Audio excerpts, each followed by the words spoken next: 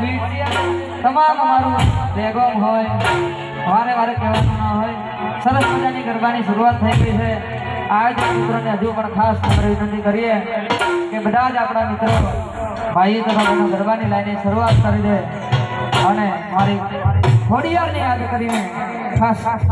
ગાવું છે તારે સાથે સાથે